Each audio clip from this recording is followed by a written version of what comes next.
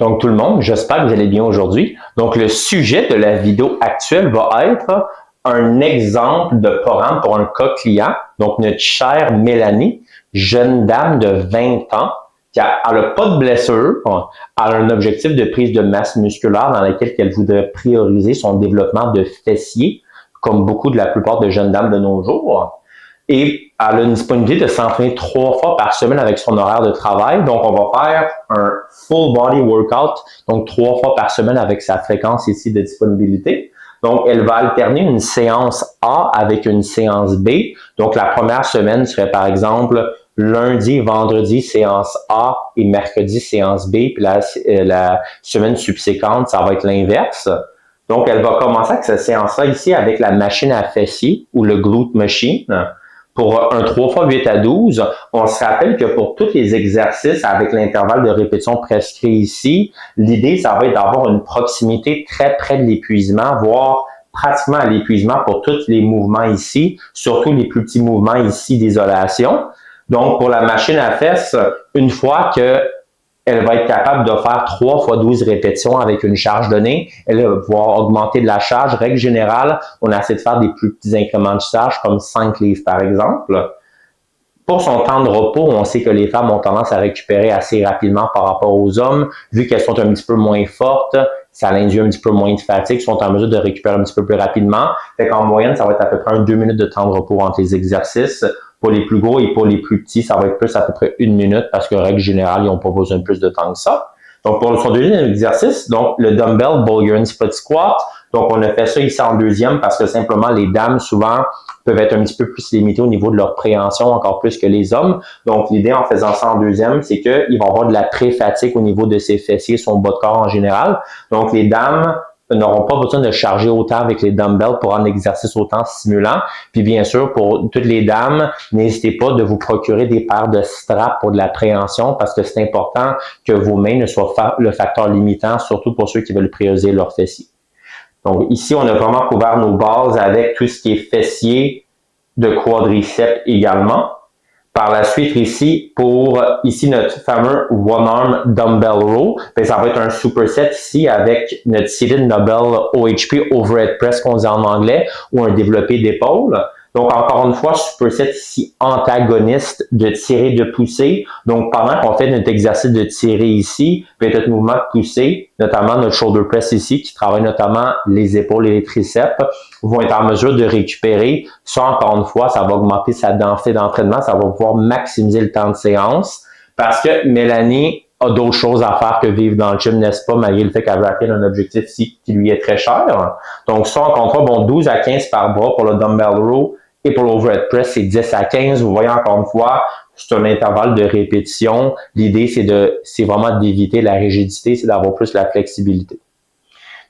Par la suite, finalement, la troisième paire d'exercices, donc le superset, elle va le finir avec du face pull à la poulie. Donc ça, encore une fois, ça peut soit être assis ou debout.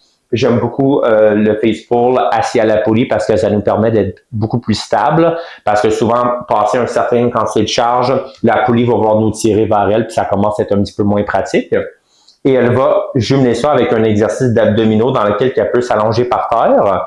Même pas besoin, honnêtement, d'avoir un banc. Si elle peut avoir accès à un banc, dépendamment si on a l'ordre de pointe ou pas, ça peut être encore mieux. Donc, ça va être pour faire un lying leg raise ou knee raise. On se rappelle, si on lève les genoux, on lève une plus faible partie de son poids, ça va être un petit peu plus facile. Puis, si elle est capable de faire ça pour, j'ai dit 3 séries à ferio à l'épuisement, normalement, ça va être à peu près jusqu'à 15-20 répétitions. Quand elle va être capable de faire ça avec ses genoux, ou si c'est pas déjà le cas, elle va pouvoir lever ses jambes en entier au complet.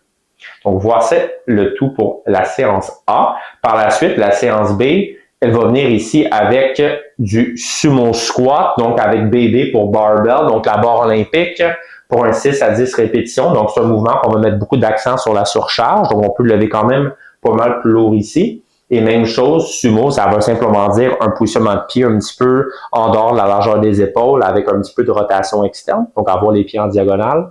Par l'extérieur, ça va permettre d'avoir un super bon stimuli ici pour la chaîne postérieure. Et par la suite, elle va aller dans le Smith Machine, donc la machine à Smith, dans laquelle elle va faire des reverse lunges. Donc là, elle va changer de jambe, elle va alterner de jambe. Ça va te permettre, encore une fois, ça, d'avoir une super belle stimulation ici au niveau des effets fessiers, mais on vient quand même chercher des quadriceps également. Donc ça va être ton 8 à 12 par côté. Finalement, ici, pour un superset de haut de corps, on va y aller avec du V pull down. Donc, pour ceux qui sont pas certains, dans tous les gyms, normalement, on a une prise en V comme ça. Donc, une prise très rapprochée, prise neutre. Ça va lui permettre d'avoir un bon stimulé au niveau de ses biceps et d'un muscle qu'on appelle le brachial ici dans la partie inférieure de son bras. Et ça, bien sûr, on va venir chercher également beaucoup de dos, notamment le grand dorsal ou les lats en anglais. Donc, ça, encore une fois, dans le superset antagoniste. Donc, au moment de tirer avec un mouvement de poussée. Donc, on retourne avec des dumbbells ici. Donc, l'idée ici avec les dumbbells, ça va simplement être de faire un angle médium, donc à peu près 45 degrés pour un 3 séries 10 à 15 répétitions. Même chose, quand on est capable d'atteindre la fin de l'intervalle de répétition, ici, on augmente un petit peu la charge. Et finalement, on va encore y aller ici avec un superset pour terminer. Donc, on va amener une paire de dumbbells près ici de la poulie. Donc, pour le cable crunch. Donc, on a les dumbbells lateral raise ou des élévations latérales.